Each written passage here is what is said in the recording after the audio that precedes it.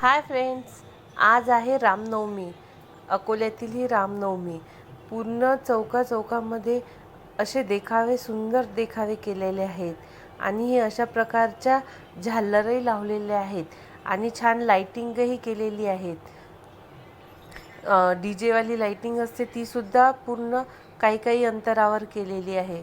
खूप छान मस्त देखावे आहेत आणि इथे छान हा पांडा आहे आणि हे एक भालू पण आहे. ते पुढे आहे व्हिडिओमध्ये.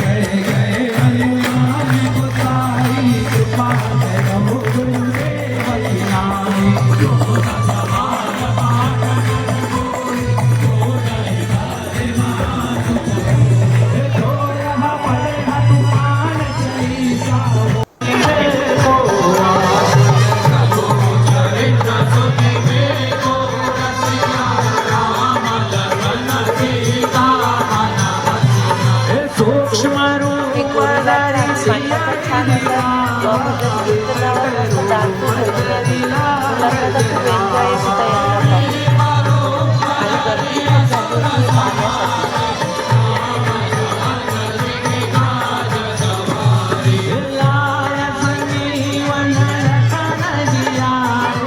पाहण्यासाठी. चॅनलला लाईक, शेअर आणि सबस्क्राईब करा आणि तुमच्या इकडची रामनवमी कशी आहे ते कमेंट्स करून सांगा.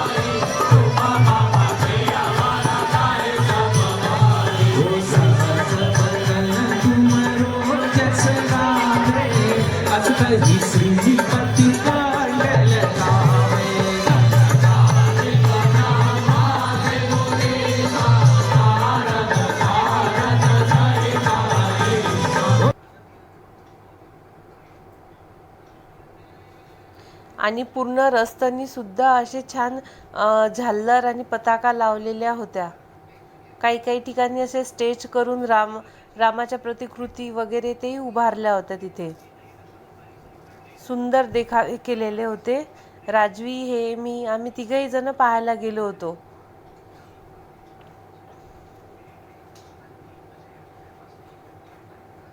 इथे छान देखावा आहे.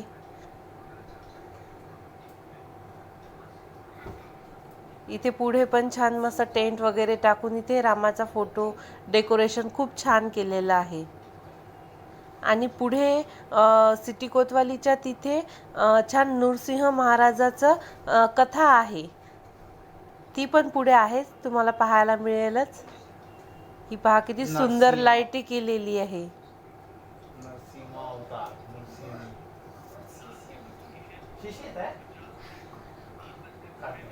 त्याला मरण येणार नाही आणि कोणत्याही शस्त्रानं त्याचा मृत्यू होणार नाही.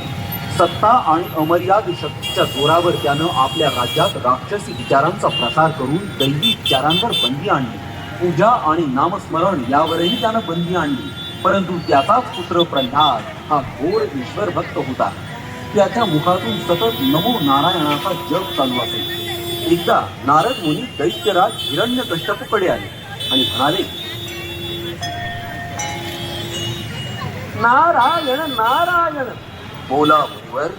नारायण नारायण. देवादिदेव विष्णूंचं नामस्मरण आपल्या राज्यात पूर्णतः वर्ज्य असताना आपला सुपुत्र मात्र ओम नमो नारायणा असा जप करतो. हे आपण कसे सहन करता दैत्यराज? नाही, हे कदापि शक्य नाही. ओम नमो नारायण नाना प्रकारे समजावण्याचा प्रयत्न केला आणि ईश्वराचा नाद सोडण्यास सांगितला. परंतु प्रल्हादाची ईश्वर निष्ठा अजिबात घडली नाही. हिरण्यकश्यपूने त्याच्यावर नाना प्रकारचे दबाव आणले. परंतु सर्व प्रयत्न निष्फळ ठरल्यावर पित्याने अर्थात हिरण्यकश्यपूने प्रल्हादाचा वध करण्याचं ठरवलं आणि त्यासाठी त्यानं प्रल्हादाला उकळत्या तेलात फेकलं. पण प्रल्हादाला काहीही झालं नाही. त्यानंतर त्यानं प्रल्हादाला उंच कड्यावरून खाली फेकलं. पण तरीही ईश्वराचं नामस्मरण करणाऱ्या प्रल्हादाला साधं खरचटलं सुद्धा नाही. मग मात्र हिरण्यकश्यपूनं क्रोधित होऊन प्रल्हादाला विचारलं, तुला नक्की कोण वाचवतो? त्यावर प्रल्हादानं सांगितलं की माझा ईश्वर, माझा नारायण मला वाचवतो. त्यानंतर हिरण्यकश्यपू अतिशय संतापला आणि त्यानं प्रल्हादाला सांगितलं की या जगात मीच सर्व शक्तिमान आहे. तुझ्या नारायणाचं अस्तित्व या जगात नाही. तुझा नारायण जर या खांबात असेल तर ये म्हणावं माझ्यासमोर. आणि मग उन्मत्त झालेल्या हिरण्यकश्यपूनं त्या तेजोरूप खांबावर गदेनं प्रहार केला.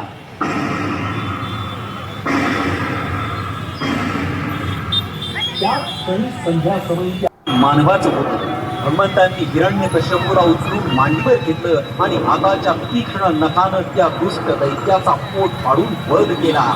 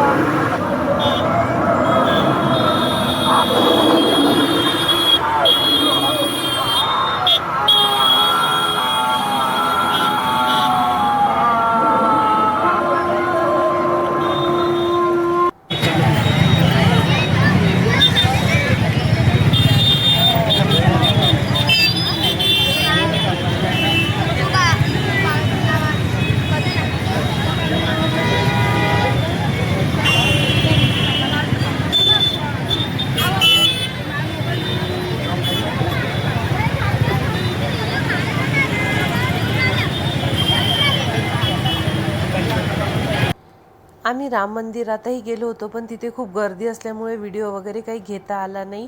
आणि हे पूर्ण कथा वगैरे संपली. त्याच्यानंतर इथे पण बाजूला हनुमानजीचं मंदिर आहे. तिथे खूप छान लाईटिंग केलेली आहे. झाडावरही किती सुंदर लाईटिंग केली आणि खूप मोठं असं बॅनर आहे ते. पूर्ण साईडलाही खूप लाईटिंग केली. नंतर आम्ही बाहेर खायला गेलो. तुमच्याकडे कशी रामनवमी आहे कमेंट्स करून सांगा. बाय.